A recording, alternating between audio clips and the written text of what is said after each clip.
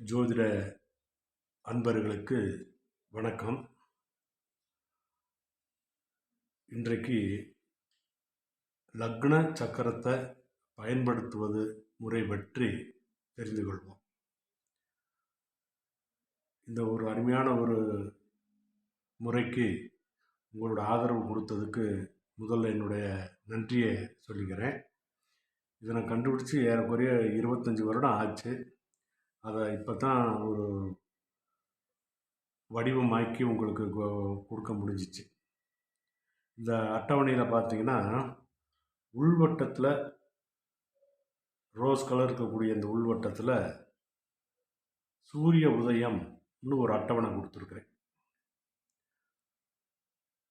அதில் பார்த்தீங்கன்னா தேதி முதல்னு சொல்லி 1ஆம் தேதி முதல்னு ஒரு காலம் இருக்கும்.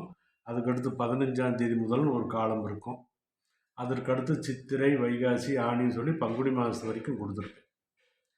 முதல்ல நம்ம செய்ய வேண்டியது இந்த பகுதியில், இந்த சூரிய உதயம்ன்ற பகுதியில் ஜாதகர் பிறந்த தேதிக்குரிய சூரிய உதயத்தை கவனிக்கணும். அப்படி பார்க்குறப்ப இப்போ நம்ம சித்திரை 16ஆம் தேதி பிறந்த ஒரு குழந்தைக்கு லக்னம் கண்டுபிடிக்கிற மாதிரி நினச்சிக்கிடுவோம். அப்படி பார்க்குறப்ப இது சித்திரை மாதம் 1ஆம் தேதியில் 1ஆம் தேதி முதல்னா 6 மணி 7 நிமிஷம்னு எடுத்துக்கலாம். 15ஆம் தேதி முதல்னா இப்போ நம்ம 16ஆம் தேதி தான் குழந்தை பிறந்திருக்குதுன்றதுனால 16ஆம் தேதிக்கு 6 மணி சூரிய உதயம்ன்றதை நம்ம மனசில் பதிய வச்சுக்கிறணும். இதில் மெயினாக நம்ம தெரிஞ்சுக்கிற வேண்டிய விஷயம் இதுதான். அடுத்தபடியாக இந்த ரோஸ் கலர் அட்டையில் வெளிவட்டத்தில் பார்த்தீங்கன்னா வெள்ளை கலரில் இருக்குது. இதில் பார்த்தீங்கன்னா இங்கே பாருங்கள் காலைன்னு இருக்கும்.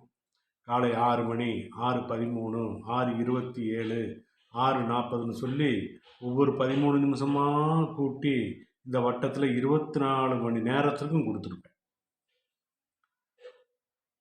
அதற்கு அடுத்தபடியாக இந்த பச்சை கலர் அட்டை இருக்குது பார்த்தீங்களா, சதுரமாக. இதில் மேசம், ரிஷபம், மிதுனம், கடகம், சிம்மம், கன்னின்னு சொல்லி 12 ராசிகளோட பேரை போட்டிருக்கேன். அதற்கடுத்து அந்த ஒவ்வொரு ராசிக்கும் உள்ள இருக்கிற அட்டவணையில் பார்த்தீங்கன்னா வட்டத்தில் பார்த்தீங்கன்னா 2 வட்டம் இருக்கும். ஒன்று மேசத்தில் பார்த்தீங்கன்னா 1, 2, 3, 4ன்னு சொல்லி 9 வரைக்கும் இருக்கும். அதுக்கடுத்து ரிஷபத்தில் 10, 11, 12, 12க்கு அடுத்து 1, 2, 3, 4ன்னு இப்படியே ஒரு வட்டம் ஃபுல்லாக வந்துடும்.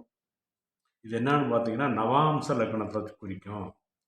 ஒவ்வொரு ராசியிலையும் இருக்கக்கூடிய 9 நவாம்சங்களை குறிக்கும். அதற்கு அடுத்தபடியாக அந்த நவாம்சத்துக்கு கீழே பார்த்தீங்கன்னா ஒவ்வொரு ராசிலையும் 3, 6, 10, 13, 16, 20, 23, 26, 30ன்னு சொல்லி நம்பர்கள் இருக்கும். இது தேதிகளை குறிக்கும். இதையும் மறந்துடாதீங்க. முதல் வட்டத்தில் இருக்கிறது ராசிகளை குறிக்கும். மேசத்துலேருந்து மீனத்து வரைக்கும் இருக்கிற ராசிகளை குறிக்கும். நடுவட்டத்தில் இருக்கக்கூடியது பூரா நவாம்சத்தை குறிக்கும். அதுக்கு கீழே இருக்கிற வட்டத்தில் இருக்கக்கூடிய நம்பர்கள் தேதியை குறிக்கும்ன்றதை மறந்துடக்கூடாது. இப்போ அடுத்து நம்ம செய்ய வேண்டியது என்னன்னு பார்த்தீங்கன்னா சித்திரை மாதம் 16ஆம் தேதி ஒரு குழந்தை பிறந்திருக்குன்றப்ப 15ஆம் தேதியே பிறந்திருந்தா, சித்திரை 15 பிறந்திருந்தா 6 மணி சூரிய உதயத்தை வச்சுக்கலாம்னு சொல்லியிருக்கிறேன். இப்போ இந்த வெள்ளை கலர் அட்டையில் பார்த்தீங்கன்னா காலை 6 மணின்னு இருக்கு பார்த்தீங்களா, அது சூரிய உதயம் 6 மணின்றதுனால இந்த காலை 6 மணின்றத குழந்தை பிறந்த தேதி என்னன்னு பார்த்தீங்கன்னா சித்திரை 16ன்னு பார்த்தோம் இல்லையா, இந்த 16ஆம் தேதியோடு இணையிற மாதிரி இங்கே பாருங்க. மேசம்ன்றது சித்திரை மாதத்தையும் குறிக்கும், ரிஷபம்ன்றது வைகாசி மாதத்தையும் குறிக்கும். அப்போ மேசம்ன்றது சித்திரை மாதம். அதில் பார்த்திங்கன்னா 3, 6, 10, 13, 16ன்றது தேதிக்கு நேராக அன்றைய சூரிய உதயம் பார்த்து வச்சோமே 6 மணி, அதை இணையிற மாதிரி இப்போ செஞ்சுக்கிறோம். இதை மட்டுமே நீங்கள் ஒரு 10, 15 இது செஞ்சு பழகணும்.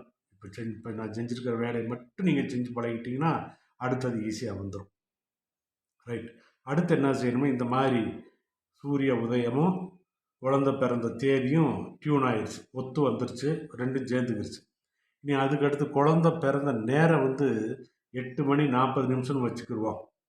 காலையில் 6 மணி 13 6:13 6:27 6:40 6:53 7:07 7:20 7:33 7:47 8 8:13 8:27 8:40 8:40க்கு நேராக மேலே என்ன ராசி இருக்குன்னு பார்த்தீங்கன்னா ரிஷப ராசி. அப்போ இந்த ஜாதகர் பிறந்தது ரிஷப ராசின்னு முடிவு பண்ணிடுறோம். அந்த 8:40ன்ற பிறந்ததுக்கு நேராக மேலே என்ன நம்பர் இருக்குன்னா அந்த 26ஆம் தேதின்றதை கவனிக்க தேவையில்லை. அதுக்கு மேலே இருக்கிற நவாம்சம் என்னான்னு பார்த்தீங்கன்னா 5ன்னு போட்டிருக்கு.